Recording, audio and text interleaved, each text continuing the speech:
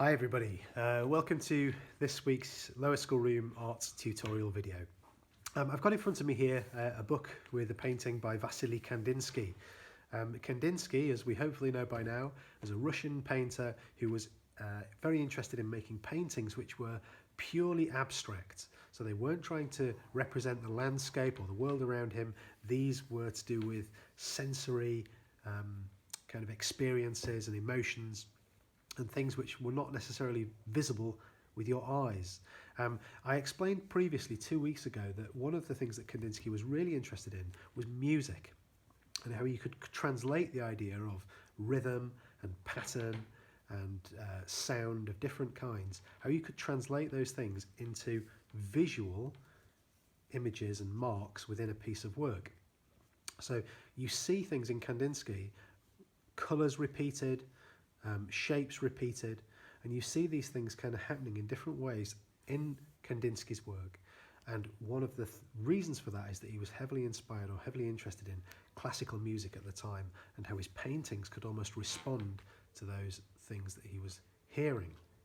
So you've made already a piece of work, the kind of music for 18 musicians piece, where you yourselves created a piece of abstract painting and drawing by using marks which you repeated over and over again to create an image. What I'd like us to do this week, actually over the next 2 weeks, is to break the monotony of working in paint and pencil. So you've spent a lot of time doing that in various different ways over the last 6 to 8 weeks. And what we're going to do this week is we're going to prepare for a piece of work which is not going to be using paints and not going to be using pencil crayons. This is going to be a piece of sculptural work. And what I'd like you to think about is this. I'd like you to ask yourselves the question, what if Kandisky was not a painter? What if he was a sculptor? What if we took the idea of making artwork, visual artwork, which is based on rhythm and sound and colour, and instead of making paintings based on that, we made something three-dimensional, okay? What if we did that? What might that look like? So I'm going to give you a few little kind of starting points and a few things to think about today. And the work really today is going to be to gather the materials and the things that you need to make your sculpture. And then next week, we're going to ask you to actually spend the lesson, the hour, building, making and constructing. So here we go. Let's just move that over to one side for a second. Put that book away. So here I've got a box of stuff which is typically the kind of thing that you might want to start gathering and collecting this week in preparation for making your piece of work. I've got here a variety of things. I've got lots of little pieces of Lego. Okay, and I've been through the Lego box that belongs to Felix, my son, and I've been through and I've collected out from that all sorts of little bits of Lego. I've got a little pile of blue bits, I've got a pile of green bits. Okay, so I'm starting initially to select and gather materials that are connected by particular colours. Okay, Lego is perfect for this, as you will see in a moment. But if you haven't got Lego, you will have other things, no doubt, that you could use in your house instead, or as well. Here, these are coloured dominoes. We've got one of those games at home where you can create lines of dominoes and knock them down, and you kind of make these sorts of domino rally type patterns. So I've got a set of blue little wooden dominoes like that, a set of yellow ones.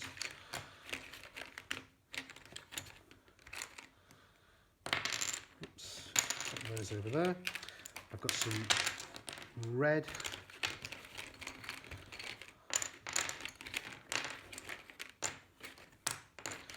and I've got some sort of neutral wood coloured pieces as well.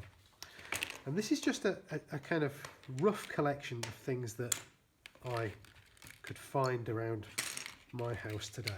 What's important here, I've got lots of things that are linked by the same kind of colour, or in this case the same colour and the same shape. I also found this thing. Some of you might have this type of thing at home. It's one of these little kind of wooden square twisty puzzle things. Again, it's something which I could imagine myself making a sort of sequence out of. And this idea of sequences and arranging things into particular sequences is going to be important in our work today. So I thought that might also be useful. You might even have things around the house as well. Like this is just a mug that I was drinking my cup of tea from earlier on. It's got this really nice kind of pattern, this repeated rhythmic pattern on the outside here. So it may be that you've actually got physical objects like this that you could also collect and then use within your work. And what we're going to do is start building and constructing with this stuff. So over here, we'll just bring this in for a moment. Here is something that I've made from pieces of Lego, and this is an example of me creating a visual rhythm by organising my pieces of Lego into a particular pattern. So this pattern here, this reminds me of maybe a drum beat, okay, or a piece of like electronic techno or house music or something like that. Okay, so I've selected my colour. I've kept all the pieces the white here. So here you've got a very regular, repeating, rhythmic kind of structure. And what I've done is I've built another structure on the back as well. So this thing is two-sided. And now what I can do is I could stand that up so that it becomes a three-dimensional, freestanding thing. Here is a very different type of rhythm. Again, I've kept the colour controlled, so I've only used two different colours. I used grey and this light green here. And again, I've kind of got like a sequence, so it sort of follows a line like this, but this time it's highly irregular, okay? So if that there is maybe like the sound of a regular repeating drum beat, this is maybe like the sound of somebody dropping a load of pots and pans on the floor, yeah? Or maybe it's the sound of a crowd of people kind of just passing by you in the street, talking and shouting and maybe arguing with each other. So the sound is very different. It goes big, it goes flat, it goes long, it goes short and big. So here it's totally irregular, but it's still a rhythmic structure. And what I can do, whoops, if I bring this one, stand this back up, I can perhaps balance that there.